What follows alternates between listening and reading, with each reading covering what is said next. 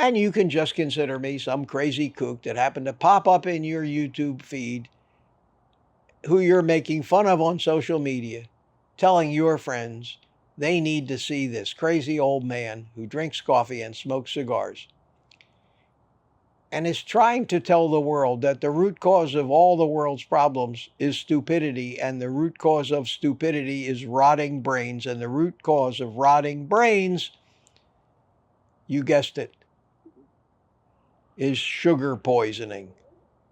Good morning, everybody. It's me, Mitch. Welcome. Welcome to Morning Coffee with Mitch, and drink it if you got it.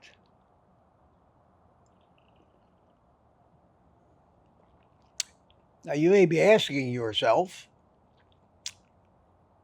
what does he mean, morning? It's still the middle of the night. Look, it's dark outside. Yes, it is. Yes, it is. I think we need to stop this daylight savings time. I think even if we settle on daylight savings time where it gets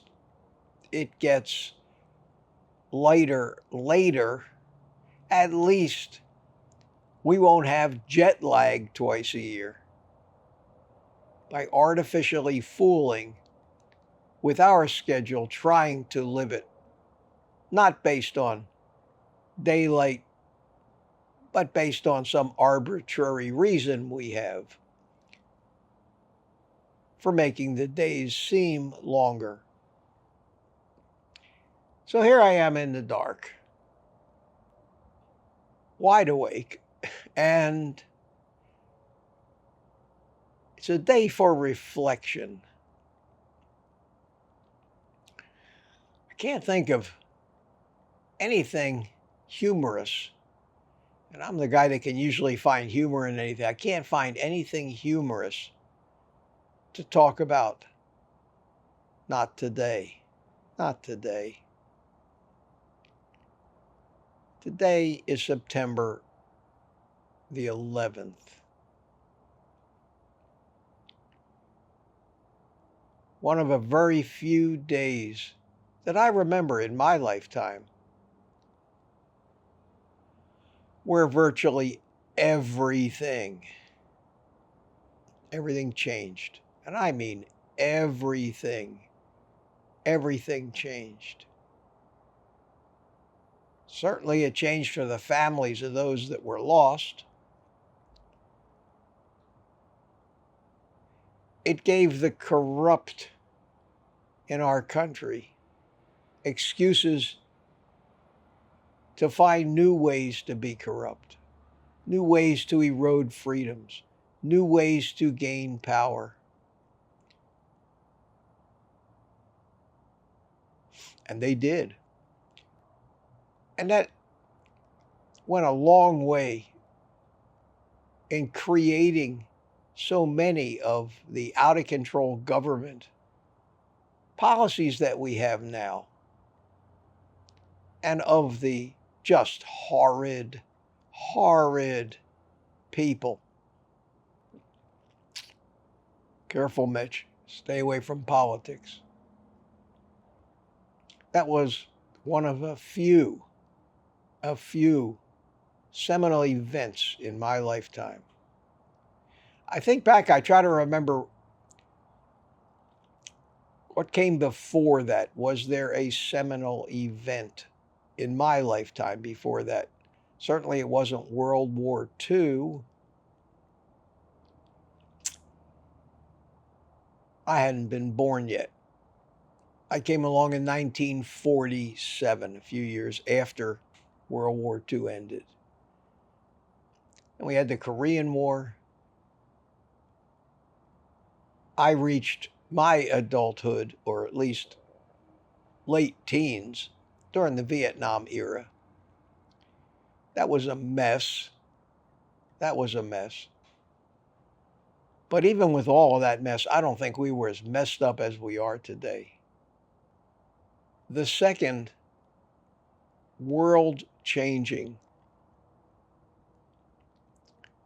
event, I think, in our lifetimes was the epidemic in the year 2000, which between you and me, I think was politically motivated, was a power grab, and yet another way that incompetent people in charge can affect everybody's lives. Careful, Mitch.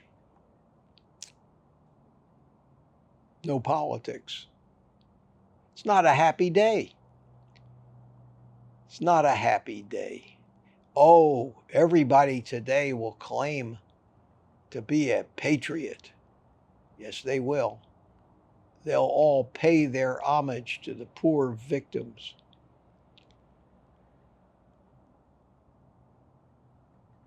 Reality is, so many of them were actually responsible for what happened. I think they have a word for that. Hypocrisy. Yeah, that's it. Hypocrisy.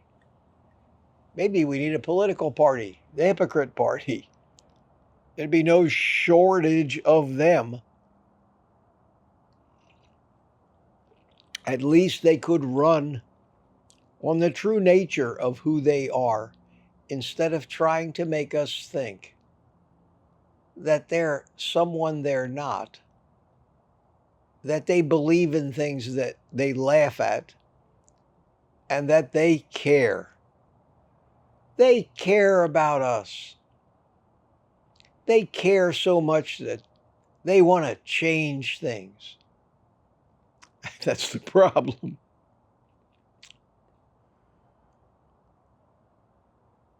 I can't find anything funny to talk about today. I don't want to come on here and depress you, but I did want to come on here. I want to come on here just for the sole reason of honoring those who gave their lives, those true first responders, those people who will sacrifice to save somebody else, who hate corruption. And that leads me to that subject, to the subject of corruption. Because it's that corruption that is killing us every day with the slow poison of what we know, what we have found out, what we have rooted out, what we have come to accept as truth, that all the money and power in the food industry, the drug industry, the medical community, all of the reason for their existence is so evident to us. It is to make money on the health and suffering of humanity itself. We've rooted out and identified where that corruption took place along a timeline of what is approaching 150 years now. Nothing is changing. None of the messaging is changing. None of the commercials are going away. None of the story put out by people who have been at it so long they forgot why they started. It has become their truth, even though it's not the truth. We are a small group, and comparatively speaking, we are a small group. We're a small group of people who have, in one area of this world, identified and are working to root out corruption, to actually try to help people, help the human race understand what greed and corruption can really lead to if it's left to its own devices and to the human nature of those that have no conscience. We call them sociopaths. Like I've said many times before, it is easy to identify the problem. What's the solution? That's where we have a hard time. That's why we have a hard time. I think I've got it figured out. Unfortunately, nobody knows who I am except a small group of you who agree with me. We're helping ourselves, but what good is it going to be to be the only healthy people left on the planet when World War III starts and the economy collapses? When the food supply goes away and we're going to be forced to eat the gruel that's going to be all that's actually available to us. Sounds far-fetched, but I don't think so. Don't do it, Mitch. You want to talk about politics. You want to tell people what's at stake in this next. I know you want to, but don't do it. And I'm not going to do it. And the reason I'm not going to do it is because the only audience that I have are people who are smart enough, realistic enough to recognize corruption when it stares them right in the face, to recognize the agendas of the greedy and sociopathic, and reject their message and do what it takes to make the proper changes. And in our case, it's in diet and lifestyle to actually solve the problem. So for me to give this group of people any advice would be unnecessary. The vast majority of you are smart enough to see and recognize in politics how dirty they play the game. Again, not naming sides. You know what's going on. You know how it's done. They're not fooling you. And that's why I consider you my friends, fellow patriots, believe it or not, fellow carnivores. And at this point, it seems like we may be the most enlightened and realistic human beings on this planet. And the only downside is that our numbers are in a very tiny percentage of this sea of humanity, addicted to Kool-Aid, trivial matters, addictive substances, especially carbohydrates, and just like I believe that this addiction drives the very essence of their lives, controls virtually everything they do. Reminds me of the Little Shop of Horrors.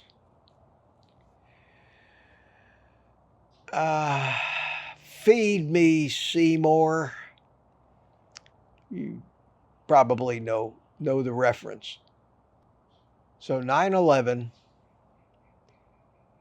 23 years ago, Most of you were around. Many of you were actually children at the time.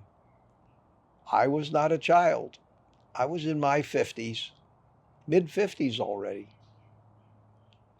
I remember exactly, and as well as you probably remember exactly where you were, what you were doing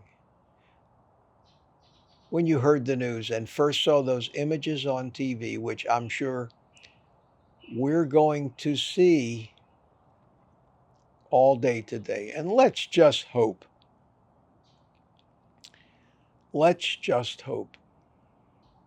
that people in the United States of America today, because of 9/11,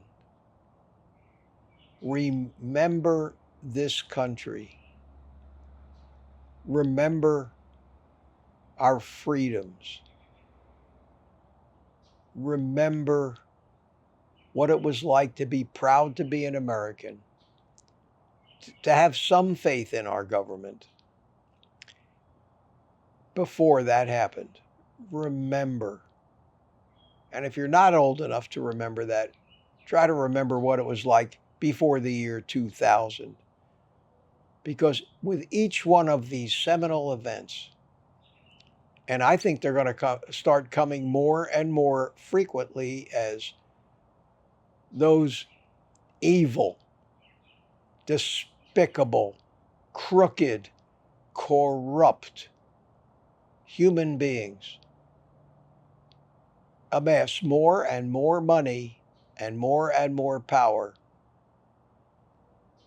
and continually discover better ways to use things like pandemics to herd us like cattle, to keep us from hearing messages that are true, to keep us sitting at home and away from the voting booths. I know this sounds like a real downer and a little conspiratorial, but today is the day to reflect on this stuff, to get angry about what they've done to us and our world in the name of corruption and power, what they continue to do every day, how they use us, the people, how they systematically take our power and our freedoms and choices away from us, how they manipulate the economy, how they manipulate even our thoughts with their biases. There was a reason I didn't watch that debate last night, because every one of those despicable traits was right out there on display for everybody to see. Unfortunately, half the people in this country wouldn't know it if they saw it. They're just thirsty for more Kool-Aid. I don't know what we're going to do. My immediate concern is that we survive the rest of this year, and it worries me every day. And that's why I'm sitting out here in the dark talking to you, because I wish I could forget it, but I can't. I wish I could stop trying to figure out some way to help beyond what I'm already doing, but I'm powerless, pretty much voiceless. Just a crazy old man who's lost his mind, and doesn't know and hasn't learned yet, and probably never will, that if he continues to eat that red meat, he's going to die a horrible death from heart disease, diabetes, and everything else. And all the Kool-Aid drinkers out there, propped up by all the corrupt politicians, medical people, Even YouTubers who are still putting out YouTube videos every day telling you just that you are crazy. I see the thumbnails every time I turn on YouTube. The carnivore diet is killing you. You must stop now. And I probably wouldn't have seen those thumbnails if not for those people who feel the need to make reaction videos and bring them to everybody's attention. It's better just not to do that. I don't do that. I wouldn't be doing you a service by publicizing propaganda crap like that. But again, not everybody thinks of that.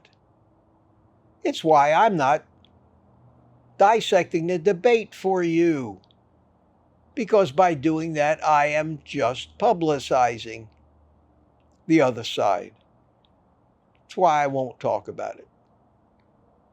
All I can tell you is I have seen 30 seconds of news about it this morning, and none of it surprised me. It's exactly the reason I didn't watch it and why I expected it to be infuriating to those people who actually recognize the tactics and what's going on.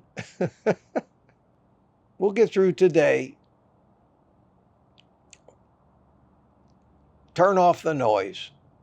Don't watch the opinion. I know most of you are desperate, whatever side you're on, to hear somebody tell you what you want to hear so you can feel good. I'm not going to play that game. Get through 9/11 with some solemnity, reverence. Think about what it meant. Think about what changes have happened to our world. Think about how we're going to do what little we can do to change what has become so firmly cemented. And if there's anything that you can do, first, do it for yourself. Second, do it for people you care about. Support our community. We know the answer. And it may be the most important answer of all. It may be the most important answer of all. Because the biggest problem of all is that, and I'll call it the Kool-Aid, is rotting the brains of the human race. And while it would be nice to think that people are smart and can recognize the obvious manipulation and corruption that's going on,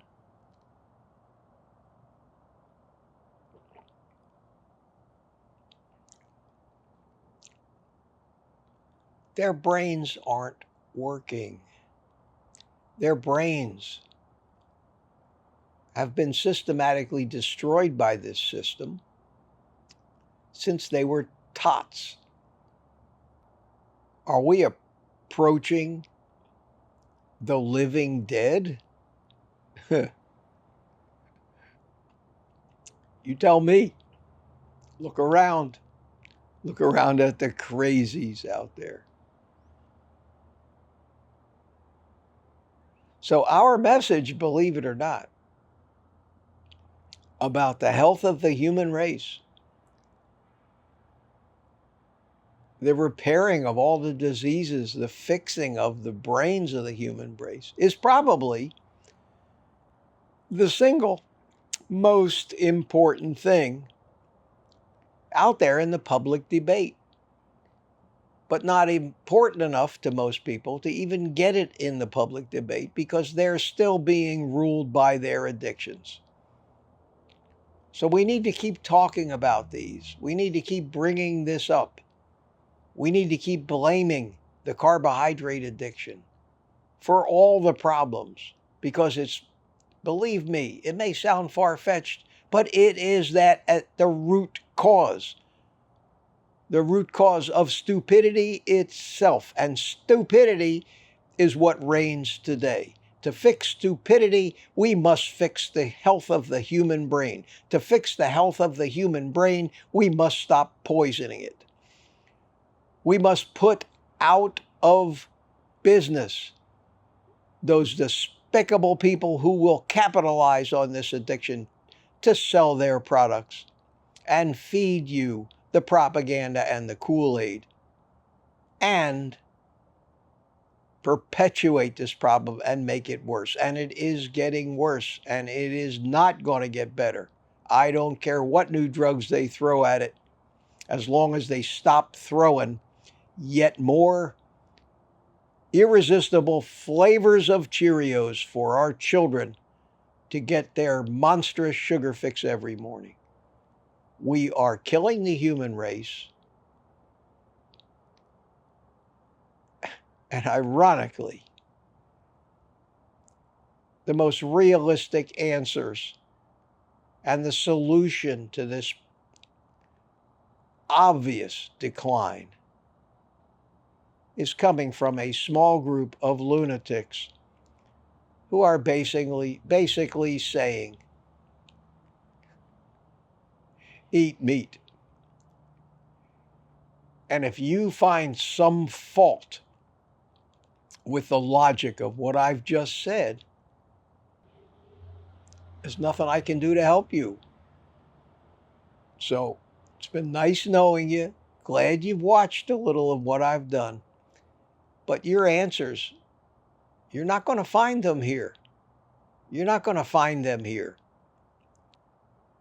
And you can just consider me some crazy kook that happened to pop up in your YouTube feed who you're making fun of on social media, telling your friends they need to see this crazy old man who drinks coffee and smokes cigars and is trying to tell the world that the root cause of all the world's problems is stupidity, and the root cause of stupidity is rotting brains, and the root cause of rotting brains, you guessed it, is sugar poisoning.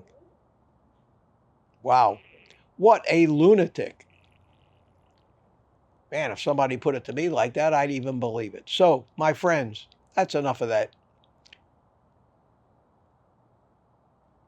Get through 9/11. Tomorrow will be 9/12. I'll find my sense of humor again, and we'll be back to normal. I'll see you on my private community live stream tomorrow night. I'm going to continue to just march and do my thing. Ignore the outside world today for all the noise, all the propaganda, all the Kool-Aid flowing. It's going to be flowing in rivers today. I'm not going to give a second thought to national politics today. It's going to happen how it happens. There's nothing I can do about it. Whatever happens in the future, I have no choice but to figure out the best way to live with it. I'll deal with that when it happens. I'd suggest that for your own worry and anxiety's sake, you all do the same. It's theater and absurdity. So you know what I'm going to say. I think it's maybe some of the best advice you'll ever get. When I say take the rest of the day off, I mean isolate yourself from the noise. When I say eat meat, I mean do the right thing for your brain so you don't become one of the walking stupid in this country. I didn't realize it. I started using that outro as a joke. Turns out, might be some of the most sage advice uttered on the planet today on 9/11. And that is, take the rest of the day off and eat meat.